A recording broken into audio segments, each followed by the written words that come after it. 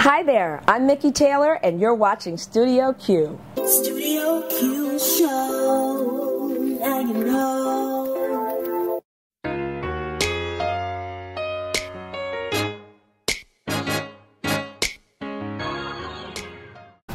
Arrival time for us hasn't been in existence all that long. So if you see us now walking in the dreams of our elders and doing this and doing that and occupying the corner office and the 900,000 of us that are entrepreneurs, and it hasn't been that long that this has been our true story. And we waited to 2008 to see an African American woman in the White House. And so we want to seize the times.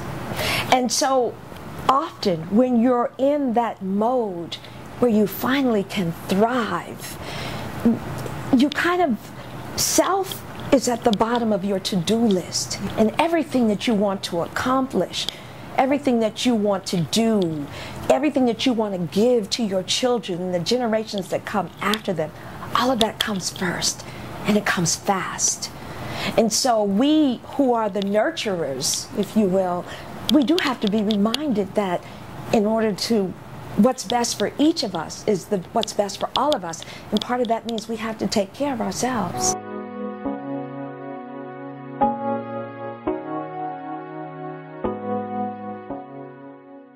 Oh my gosh, it came a little late. That's right. Came a little late, I had to tell you. I was one of those to-doers, if you will. And I think it came, I want to say in '88, when I went on a retreat for Christian women, that I really gleaned the sense of my value. And at that point, I made up my mind that I didn't want to do more, that I wanted to be more. And in order to be more, I had to take care of this vessel, because this was the means by which I was going to do that. And that I certainly had to set an example, of that which I taught in the magazine, of that which I was on the road talking about, that, yeah, you got to own this before you can give it away or tell somebody the importance of it.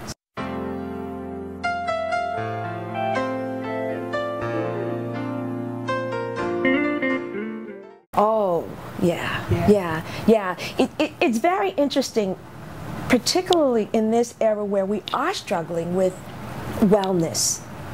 And it is, it sort of changed what's important, what deserves priority status and what doesn't. And so I like taking care of me. I see the payoff. It doesn't mean just eating well or exercising. It means that there's just those times when I've got to spend time with me. In fact, on Twitter, I started this program named after my first book, Self-Seduction, and we have Self-Seduction Saturdays. And I want to know how my 17,000 followers are taking care of themselves on Saturday. What are you doing today that's different than what you did during the week? How are you nurturing yourself? What's your time for self like today? Yeah, and you have Spread the Love Wednesday, Follow Up Friday. I love it, yes. We were going to declare on Monday. That's hilarious. But yeah, it's like I want us engaged in being our best self.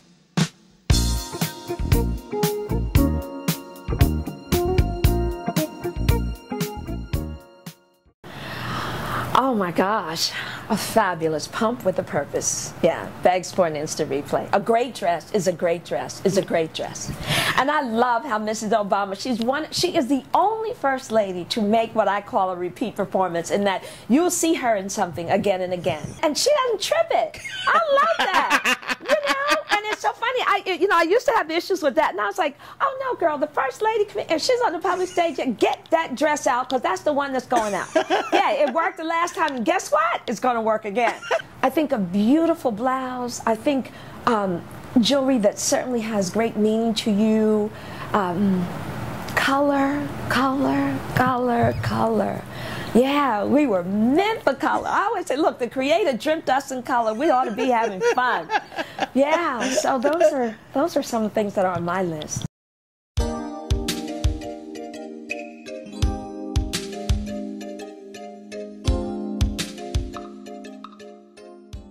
Oh, I'm still discovering, but I'm really looking for that one that can go out as a clone, because sometimes I just want to stay home and watch. My gosh, that Mikki Taylor too, a little too busy for me. But yeah, there are a lot of women that live inside of Mikki. There is, there's the child that I'm so glad she services like a good cartoon, and we have a laugh and a half. There's the bold one who is not, she doesn't shrink back from anything.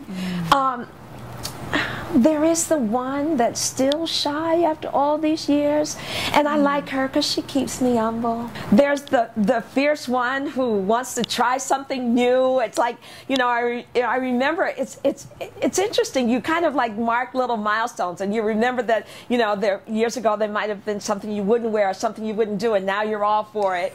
You know, I love, like, when me and my sister get together and she puts my little lash extensions on, you know, and thank God that frees me up from running into Mac and running up my credit card to get those lashes that don't last. Yeah, you know, so that I think self-discovery is the most amazing thing.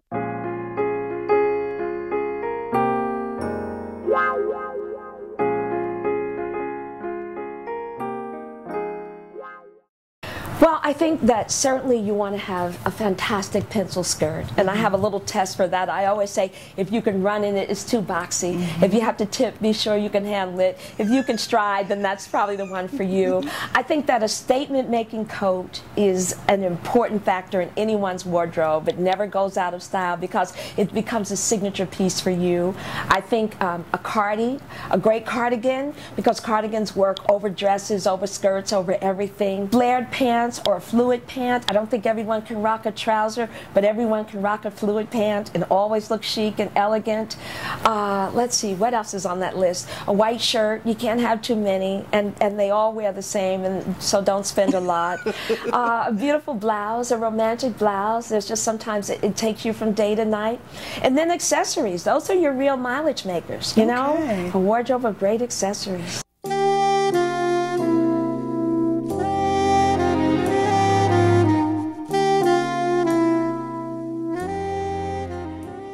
I dress for myself. I really do. I dress to please Miss Mikki, and it's very interesting because I think any woman has a relationship with her wardrobe, and sometimes you're yelling at it, and sometimes it really works. But yeah, I dress to entertain myself, and if I know some days I can go out in something and I live in that something, and other days it's like, no, my soul's not in this today, so we're going to wear something else.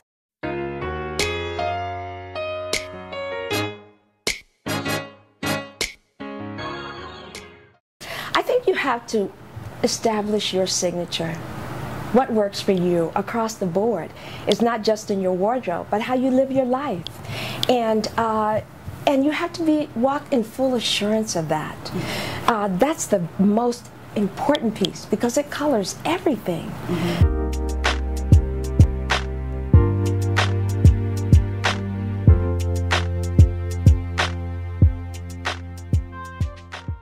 All of my passions are equally yoked in that everything I do, wherever you're going to find Mikki Taylor, I'm there in support of black women. And so they're all equally yoked in that matter. So whether I'm writing a book, whether I'm speaking, hosting, wherever you find me, it's really all about black women and seeing us thrive. I think that you get one life. It's not the dress rehearsal. And when you find out your purpose, you really do want to master it with distinction and give it all you've got. And so I've given 30+ years of my life to us.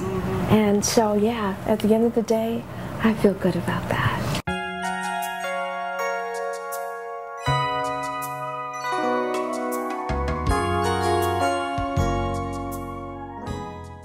I think after reading Commander-in-Chief, I really want to know that whoever the reader is, that she's defined both her dress code as well as her life code. Studio Q Show.